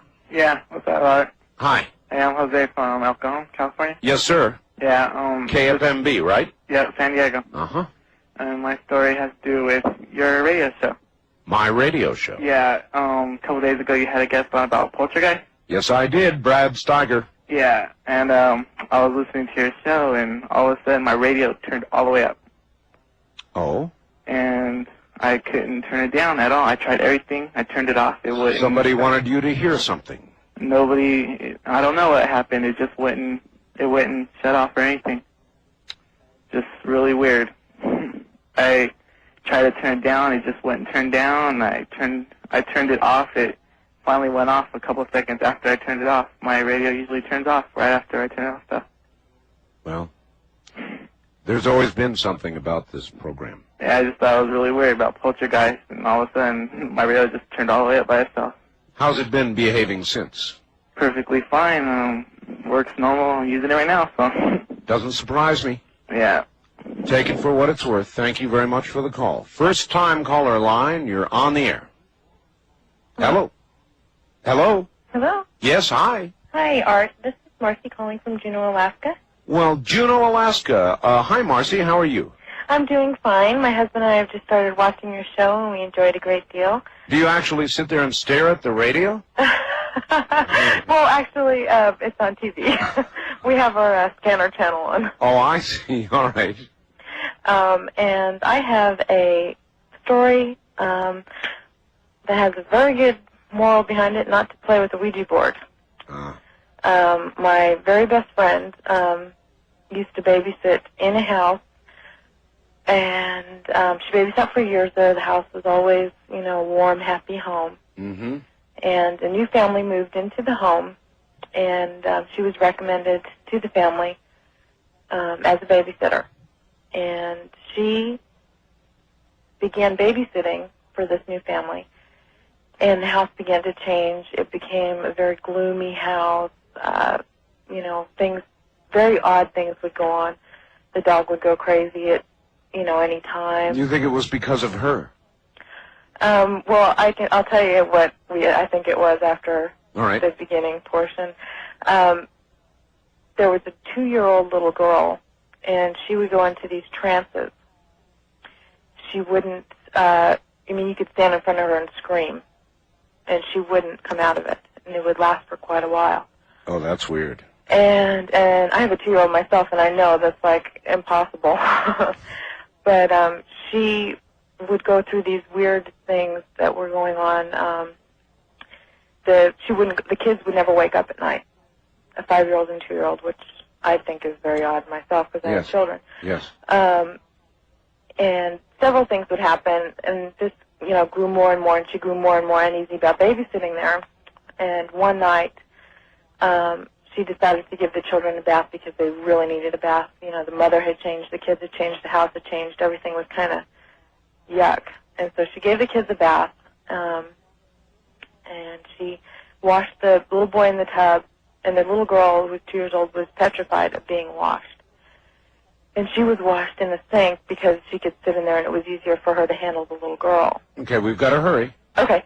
And eventually, she put them to bed. They never woke up. She was sitting, talking on the phone with her boyfriend, and all of a sudden, the water in the bathroom, in the tub and the sink, just shot on full force. And there was no one in there. And so finally she got the courage to go peek at the bathroom, and the water turned off. You mean right before her eyes? Right. And later on, she found out that the woman had had a priest come in. She never babysat for them again. She told them she's never going to babysit again. A priest had come into the house and blessed the house, tried to rid it of the evil spirit, and there was a Ouija board involved. The woman threw it out the door, but eventually the house became abandoned, and no one had lived in it for, I would say, about 10 years. Story of the babysitter. All right, thank you, dear. From Juneau, Alaska. That's the capital, by the way, of Alaska. You can only get to it by air or water. Did you know that about Juneau and Alaska?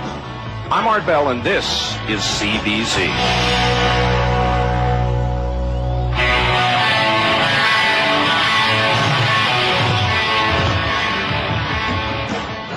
Hey, Art, 2 cousins of mine who are brothers slept in the basement of an old house about 25 years ago. Both were teenagers. The younger was very angry with his father, who was divorced from his wife. One night, the boys drew a pentagram on the basement floor surrounded by candles and tried to raise a spirit to perform some evil act against their father. Well, after a while, with nothing having happened, the boys went to bed. In the basement, there was an anvil that was so heavy the boys together couldn't even budge it an inch. Early in the morning, the boys were awakened by the sound of that anvil scraping across the basement floor. They turned on the lights, and indeed the anvil had moved several feet. Needless to say, they were frightened out of their wits. The elder of the boys never again would go anywhere near the basement. That's from Dennis in Kansas City. On our first-time caller line, you're on the air. Good morning. Good morning, Art. This is Brad, calling from San Diego. Hi, Brad.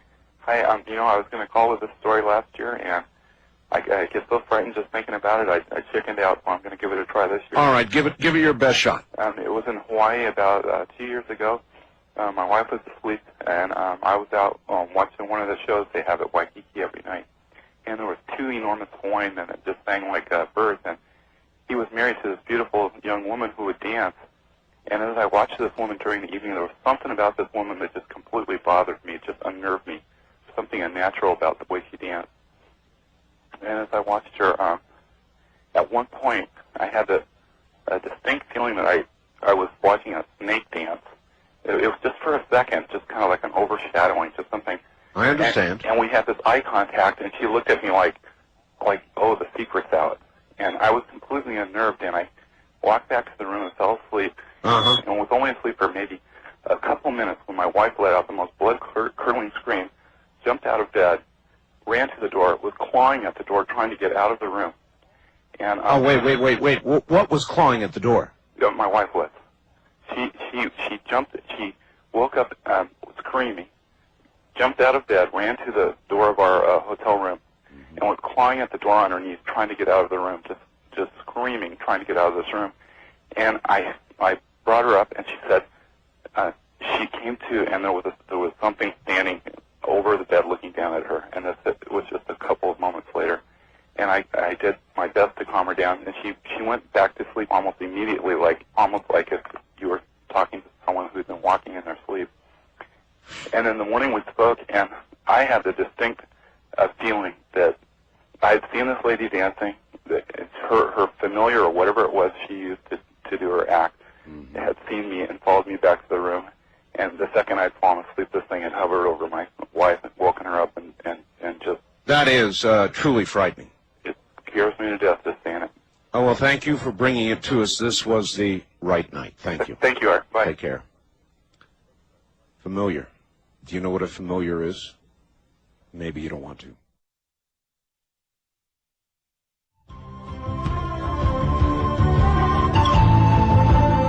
This is CBC. Wildcard Line, you're on the air. Good morning.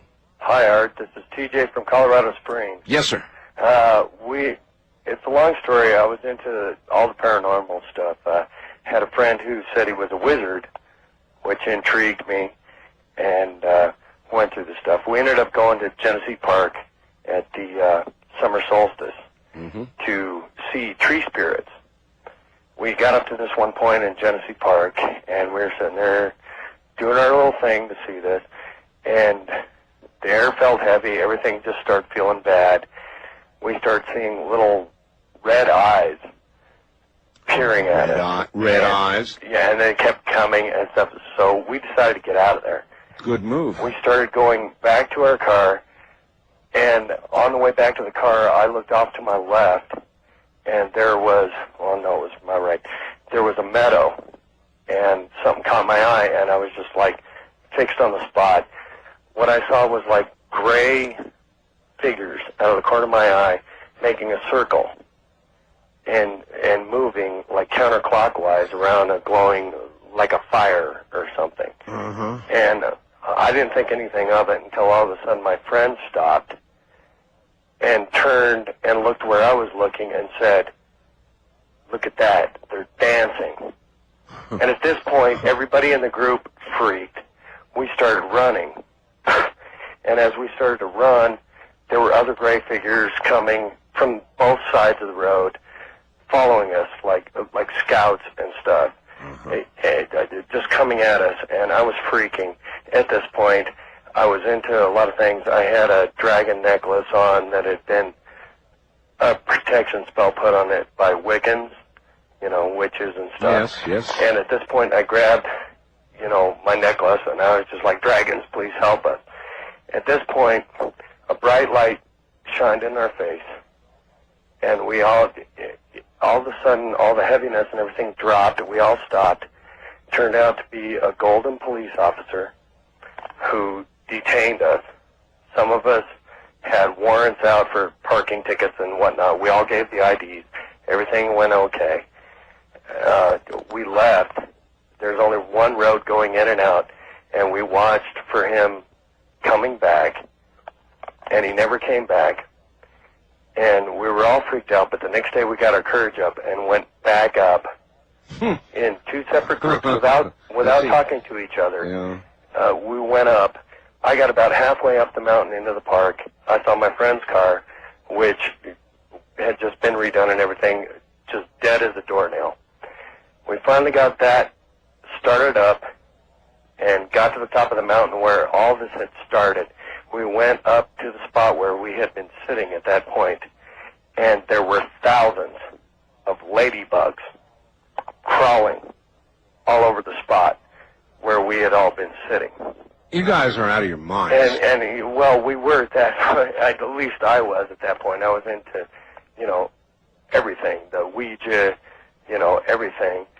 And come to find out, talking to other people and everything, that that's a common occurrence when something paranormal or spiritual happens, that especially ladybugs, which are the symbol of, like, good luck, tend to, congregate at a spot where something bad might have happened. Yes.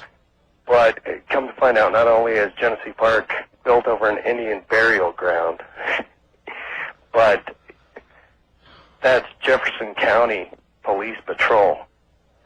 That's way out of the jurisdiction of Golden Police Department. They shouldn't have been there.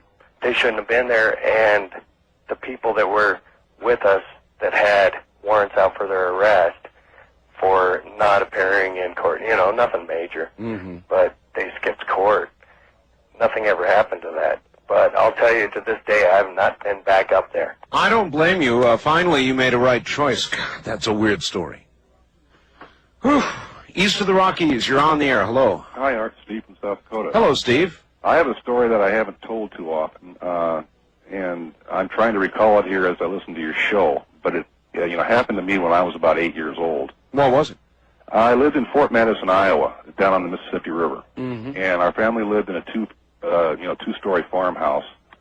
It was a two-story brick house on a hill, and I used to sleep on the south side of the house, and I faced the pasture where I used to play cowboys and Indians when I was a boy.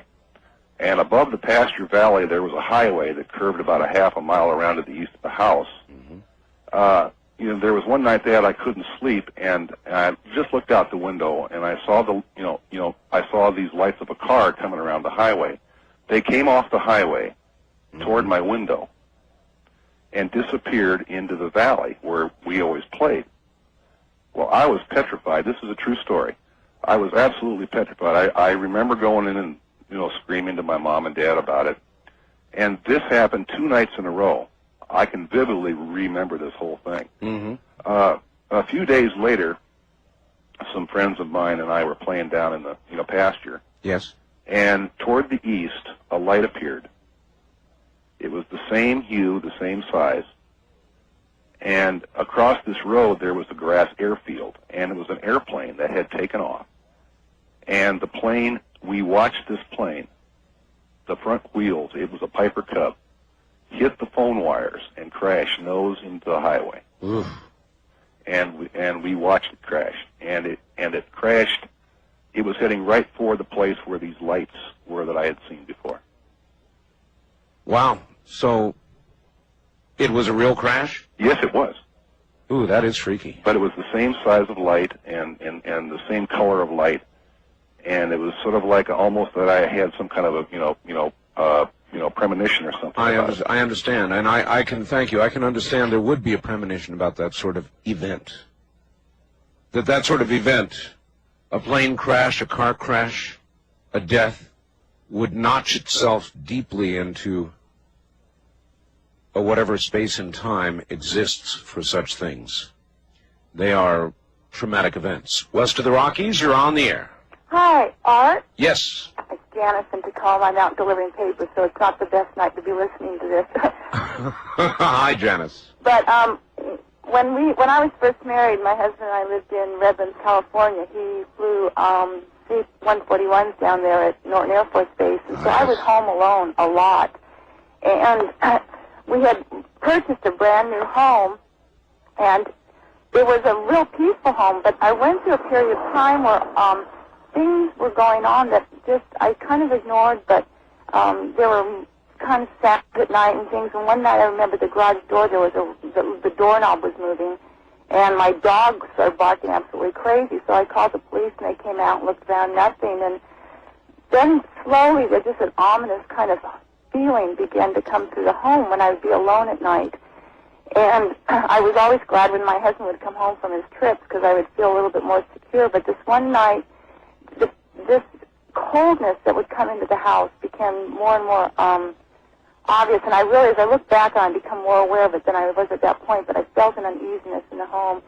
One night I was laying in bed, and we had a full-length mirror on a dresser at the foot of the bed, and I was sound asleep, and all of a sudden I was just like a shock. I was woken. I don't know if you've ever experienced that. Some people, it's just like brought out of sleep, like in a cold sweat. I know exactly what you're talking about. And I looked at the foot of my bed, and there was a black figure standing there. In front of the mirror, there was no reflection in the mirror. And, I mean, I laid there paralyzed. Of course. And I just began to pray the Lord's Prayer. I couldn't, nothing else. And I had known, as a Christian, I had known that we had authority over anything. But that thing was gone. And after that, the whole house warmed up again. But it was the bizarrest experience that I have no idea why, what triggered it, but it was so real. And for a while I thought I had imagined it. And I didn't share it with anybody, but, as I've, over the years, heard more people account of the same type of experiences, that something had manifested itself at the foot of my bed that had been there. Yep, it's easy to laugh at unless it's happened to you. Yeah, and it's just, and my husband, I was laying there, my husband was sleeping through this whole thing. And so I just wanted to relate that to you for my ghost story. Well, there you are. Thank you, and have a good time delivering papers. Keep your head down. First-time caller line, you're on the air. Hi, Art. Hello. Funnest night of the year on your show. I love it. Well, it depends on your definition of fun. I mean... Well... Anyway, go ahead, sir. Real interesting. This is Jeff calling, listening on Como, Right. Seattle area. I had an experience at the Custer Battlefield about 5 years ago. Went out there with my family, and I'd gone ahead to the battle site by myself, and I was up there in the afternoon, and turned out I was the last person in the park. And the ranger came up and said he'd go ahead and leave the gate unlocked, and I could let myself out. Right. I couldn't believe it.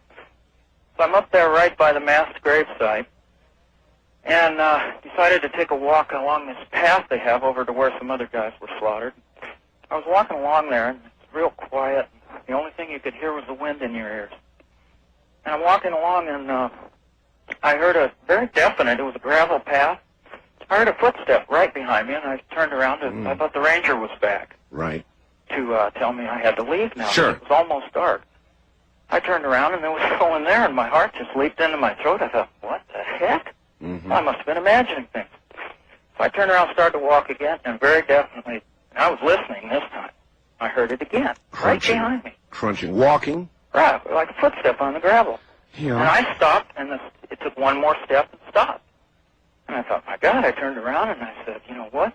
So I decided, said out loud, hey, if you're there, what is it? What do you want? And I never got any kind of an answer, but just could feel a very definite... Presence. Presence, yeah. There was something with you. There must be something about sites of real tragedy, violent deaths. There's no question about it. Yeah. Battlefields.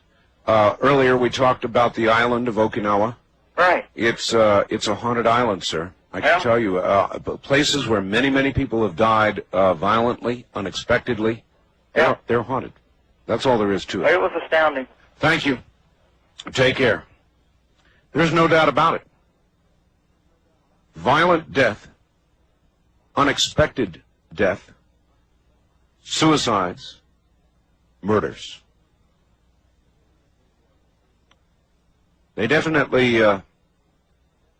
have things that remain. Wildcard line, you're on the air. Good morning.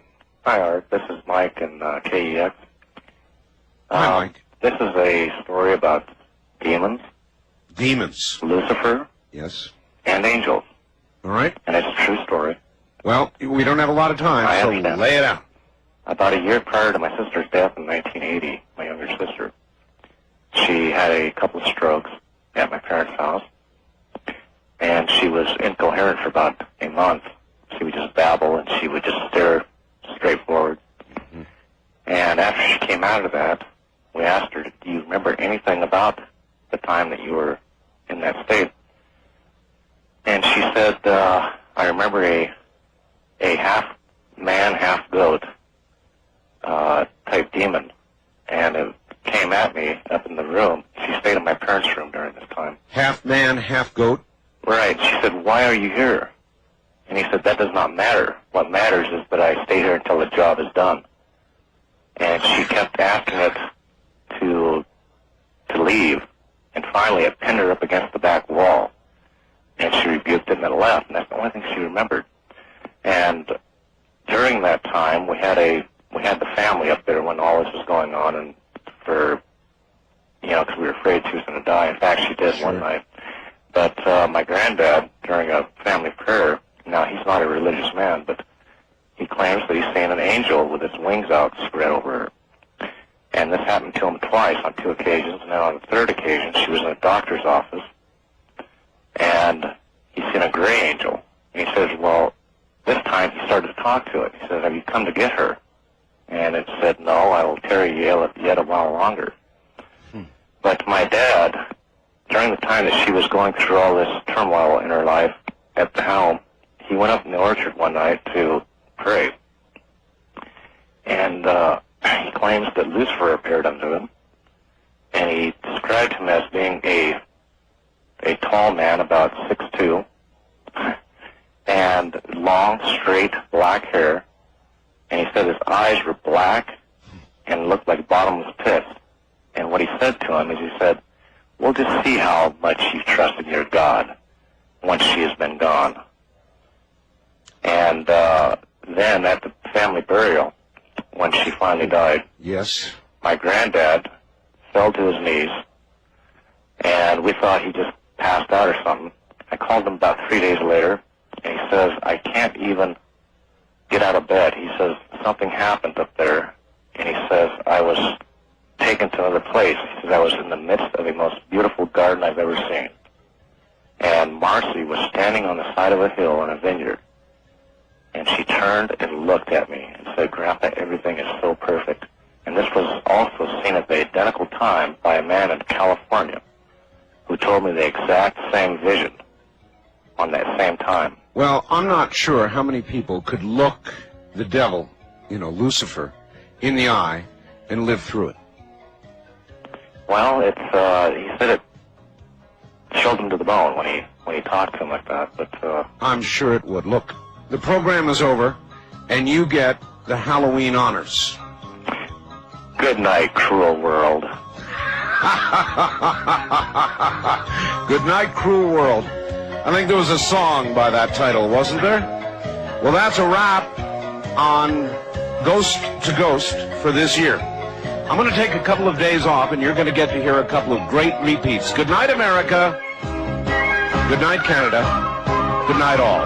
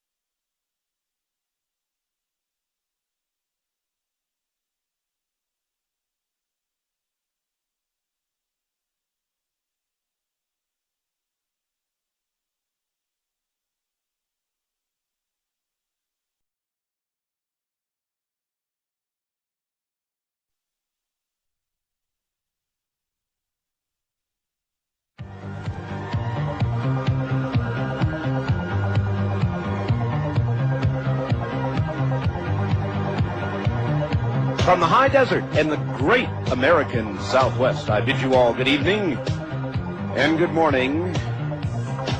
From the Hawaiian Tahitian Island chains, eastward over flyover country to the Caribbean and the U.S. Virgin Islands, south into South America, north